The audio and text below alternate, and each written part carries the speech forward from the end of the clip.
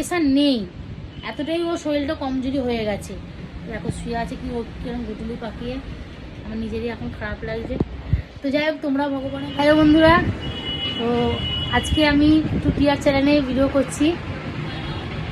কারণ কেন করছি তোমাদের কারণটা আমি বলছি কেন করছি।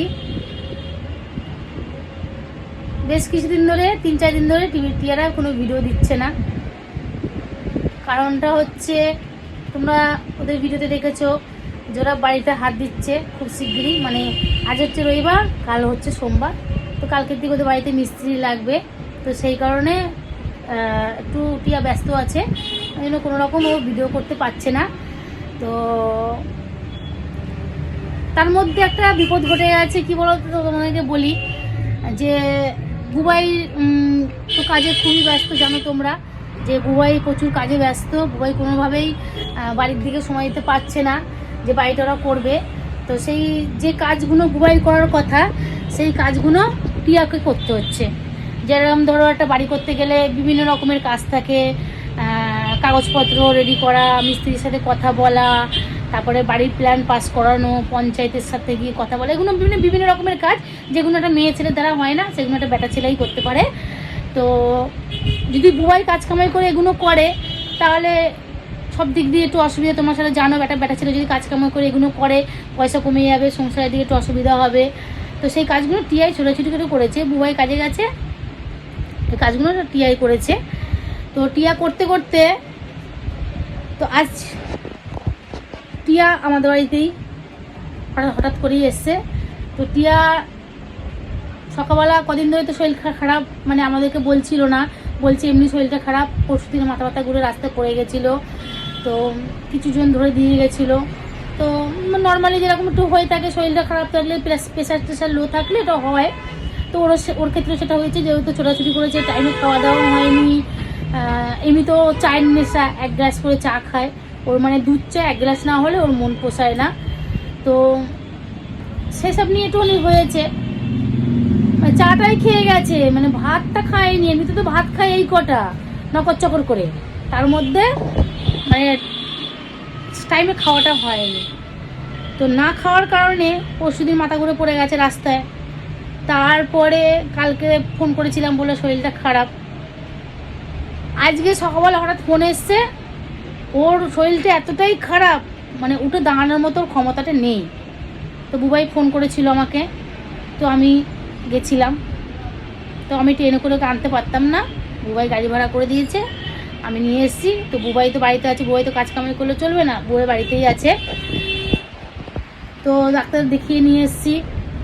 ডাক্তার দেখিয়ে নিয়ে আসার পরে বিভিন্ন রকমের টেস্ট দিয়েছে, 4 রকমের ব্লাড টেস্ট দিয়েছে।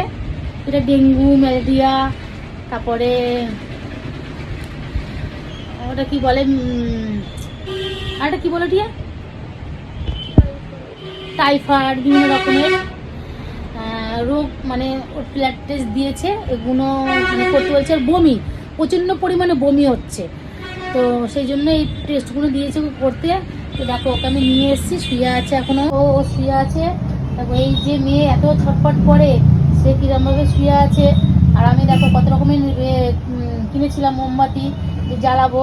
তো ওর এতটাই শরীর খারাপ, কী করে জ্বালাবো বলো, মানে একটা ভিডিও করে ভেবেছিলাম, তো সেই ভিডিওটাই আর আমি করতে পারছি না যেহেতু ওর শরীরটা খারাপ।